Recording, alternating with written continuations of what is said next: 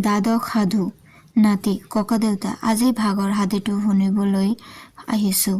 ককা: আৰু তোক সাধু কথা নকওঁ, মোৰ বৰ খং উঠিছে। নাতি: কিয় ককা, মই কি কৰিলোঁ?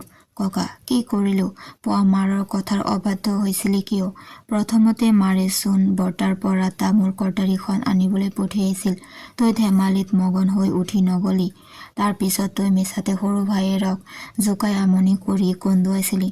মাৰে ইমান হাক দিছিল, তথাপি নুশুনিছিলি। ল'ৰাৰ পক্ষে পৃথিৱীত মাক বাপেতকৈ কোন ডাঙৰ আছে? মাকৰ কথাৰ অবাধ্য হলে পাপ হয় আৰু ঈশ্বৰেও খং কৰে।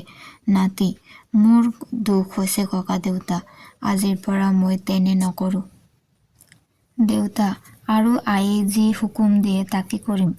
ককা: তেনেহলে মোৰ ওচৰ চাপি আহি মোক চুমা এটা দে আৰু শুন সাধু। বামুণৰ ভাগ্য। এক বামুণ আছিল, তেওঁৰ পৰিবাৰৰ ভিতৰত বামুণী আৰু গোটাচিৰিক ল'ৰা ছোৱালী।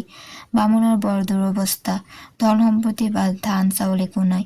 তেওঁ কাম কাজ কৰি যি অলপ পায় তাৰে কোনোমতে ঘৰ চলায়, কিন্তু তাৰেনো এঘৰুৱা মানুহ কি দিন চলিব পাৰে। মাজে মাজে বামুণ সপৰিবাৰে লঘোণে ভোকে থাকিব লগাত পৰে। এনেকুৱা ঘটনা যে কেতিয়াবাহে হয় এনে নহয়, মাহৰ ভিতৰত প্ৰায় 15 দিন।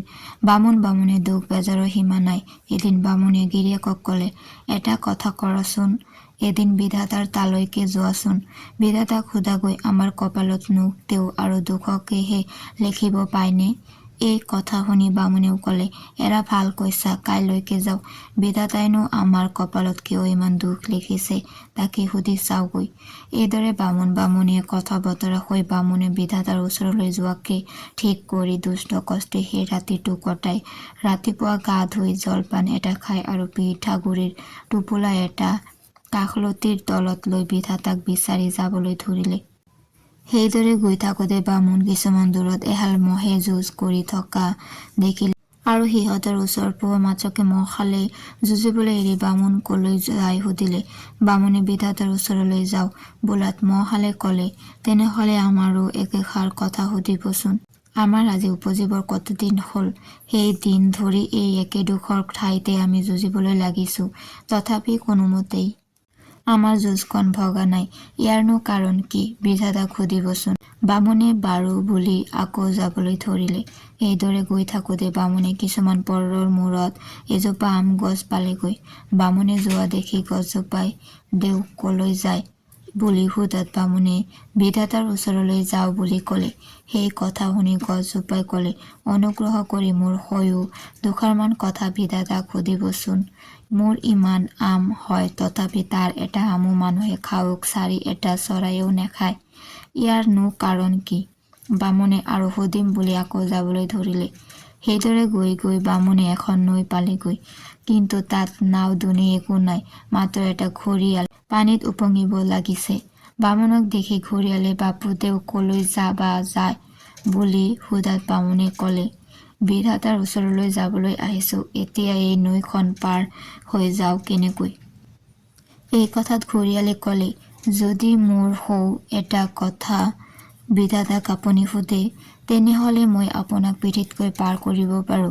বামুণে কি কথা কোৱা বোলাত ঘৰিয়ালে কবলৈ ধৰিলে, উপজীৱৰে পৰা মই আৰু পানীৰ তললৈ যাব নোৱাৰো, ইয়াৰনো কাৰণ কি সুধি আহিবচোন।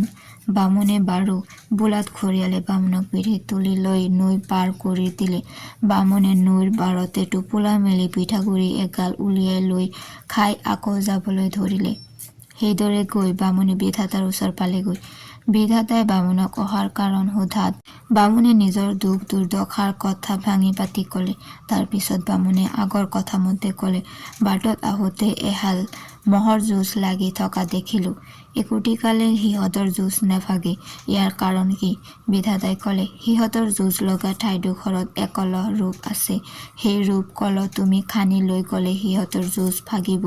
বামুণে আকৌ সুধিলে, এজোপা আম গছ দেখিলো, তাত আম ভৰি লাগি, কিন্তু তাৰ এটা আমো মানুহ বা চৰাই চিৰিকটিয়ে নেখায়, ইয়াৰনো কাৰণ কি? বিধাতাই কলে, সেই গছজোপাৰ তলত এপেৰা গহনা আছে, সেই গহনাবোৰ তুমি উলিয়াই নিলে সকলোৱে গছজোপাৰ আম খাবলৈ ধৰিব। তাৰ পিছত বামুণে সুধিলে, আৰু এটা ঘৰিয়াল দেখিলোঁ, সি সদায় উপঙি থাকে, কোনোমতেই পানীৰ তললৈ নাযায়, তাৰনো কাৰণ কি? বেদাতাই ক'লে, সেই ঘৰিয়ালটোৰ পেটত এজনী সুন্দৰী ছোৱালী আছে, সেই ছোৱালীজনী তুমি উলিয়াই নিলেই সি তললৈ যাব। তাৰ পিছত বামুণে বিধাতাৰ ওচৰত বিদায় লৈ ঘৰিয়ালৰ পেটৰ পৰা ছোৱালীজনী, আম গছৰ গুৰিৰ পৰা গহনাবোৰ, মহৰ যুঁজ লগা ঠাইৰ পৰা টকাৰ কলহটো উলিয়াই লৈ ঘৰলৈ আহি চহকী হৈ দিন কটাবলৈ ধৰিলে।